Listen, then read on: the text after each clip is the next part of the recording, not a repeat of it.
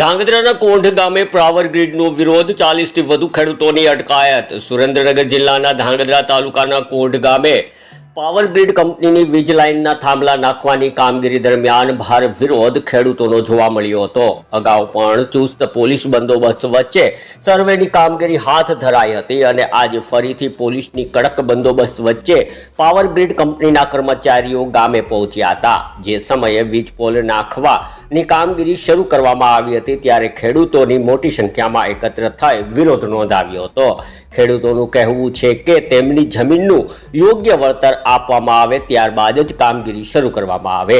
પરિસ્થિતિ તંગ ન બને તે પહેલા જ પોલીસે કાર્યવાહી હાથ ધરી હતી અને કોંઢ ગામના 40થી વધુ ખેડૂતોની અટકાયત કરી હોવાનું સામે આવ્યું હતું. હાલ સમગ્ર વિસ્તારમાં પોલીસનો ચુસ્ત બંદોબસ્ત ગોઠવી દેવામાં આવ્યો છે. એક બાજુ ખેડૂતોને ડીઝલ માટે મથામણ થઈ રહી છે ત્યારે બીજી બાજુ પોતાની જમીનના યોગ્ય વળતર માટે ખેડૂતો લડી રહ્યા છે. બ્યુરો રિપોર્ટ દિનેશ ગામવા સાથે ઋતુલકુમાર ધામેચા, ધ્રાંગધ્રા. કરેલા છે અમને બધાને.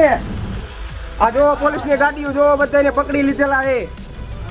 આમ જોઈ લો, જીસીબી લઈને કામ ચાલુ કરવા આવેલા છે. જોઈ લો પોલીસ અમારી વાડીમાંથી અમારી માલિકીમાંથી અમને લઈ જાય છે. જોઈ લો. હા